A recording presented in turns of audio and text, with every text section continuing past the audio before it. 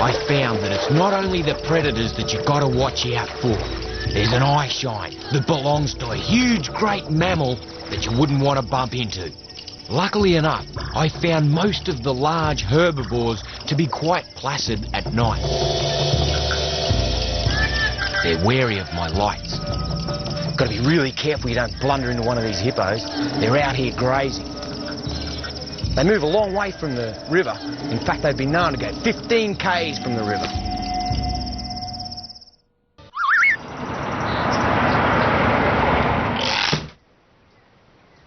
The grazing animals on the plains of Africa all live together, and it's quite an intricate structure that they've got.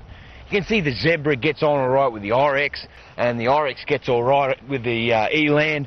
But sometimes you have little conflicts, and they're all pretty well looking out for each other. If a big predator comes on the scene, and like the zebra spots it, then they're pretty quick to flee and get out of the way.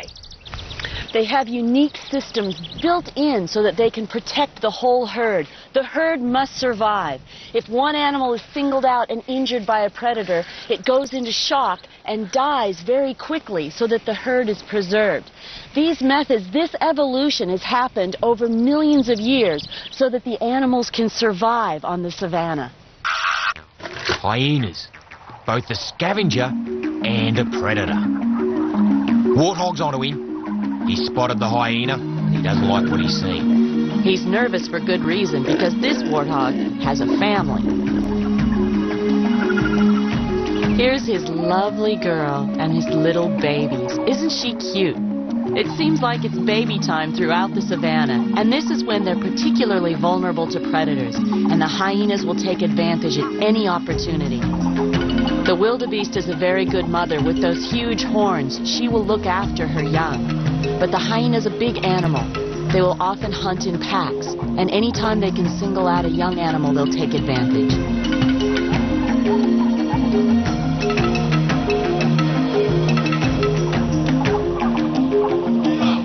How's this, you know? He's more worried about me than I am of him. Look at their lope, the way they run. Keeps looking back. At night, packs of hyenas have been known to pull people down and eat them.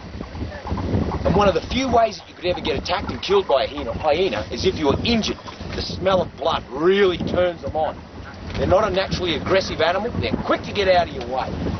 They've got incredible jaw pressure capable of biting through the thickest buffalo bone. No problem at all. And you can see how they slope from the front legs down to the back. That enables to get hold of the carcass and just tear big chunks off, chew through the bone. No giggling, it's pretty well silent. And even when they come together, like those two coming together there, there's no noise. They interact, they open their mouth, lick, salivate, but they don't actually giggle. Mostly, they'll communicate with this giggling noise when they get excited in and around a carcass. True or false? The hyena laughs when he's happy. Well, that's not exactly true. The hyena laughs more as a form of communication. This one. Our editing's gone to the dogs. True or false? The hyena laughs. That's true. The hyena does laugh. Have a go at this. They just ripped that meat apart so quick and swallowed it down. Of course, Cape hunting dogs is a matriarchal system. And these dogs are one of the most endangered of all the dog species in our world. You can hear that whistling, that vocalization. They're a very vocal species. And they've got quite a pecking order. And yet they hunt as a pack. Beautiful animals. You can see those ears. They've got a great sense of hearing, smell. Their sight's really good. Aren't they gorgeous? You know, the Cape hunting dog hasn't been known to prey on people. But up here in this tree, no drama at all. There's an animal that loves to get way up into the trees and take it all in until night comes, and that's the leopard. Ever since I was a young bloke, I've always been inspired by leopards in these big old trees. They seem to drag a bit of a feed up here and then spend the heat of the day in a very relaxed position. Something like this. Yeah, this was it. This is what I remember. Or, actually, I think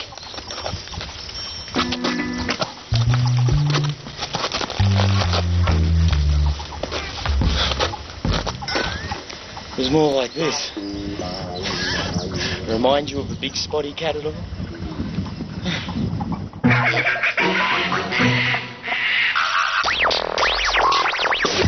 Would you believe the leopard is nocturnal? That means it hunts its prey at night.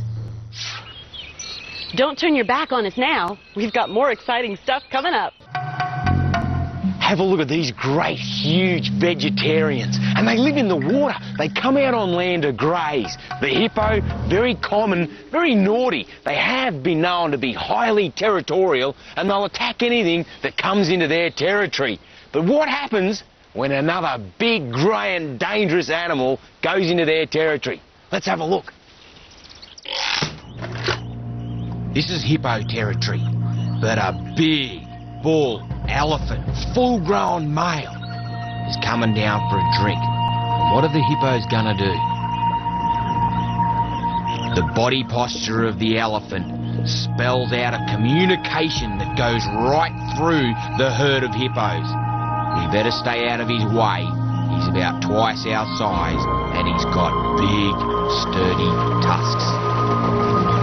They just move out of his way, give him plenty of space. The hippos don't want to tangle with the biggest land mammal in the world, the African elephant. I'm the king, and I'm just walking through your waterhole.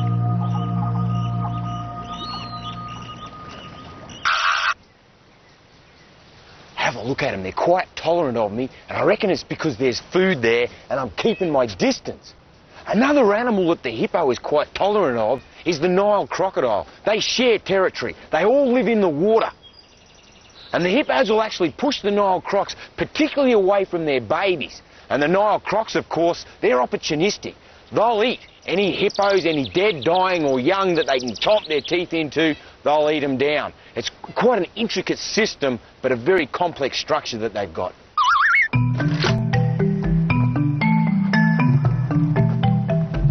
Interesting how the crocs and the hippos will actually bask side by side. The croc's exposing a lot of its back, trying to pick up some of this heat. Those armour plates on their back, it's like a solar panel. So while it's sitting there exposing it, it's soaking up all the heat. The hippos, on the other end of the scale, are trying to submerge their back so as they cool down. It's all a big game of thermoregulation. And the crocs and the hippos, side by side, nudging into each other, not a problem. They've got a really good relationship. But if the hippo dies... Sometimes hippos congregate in their thousands.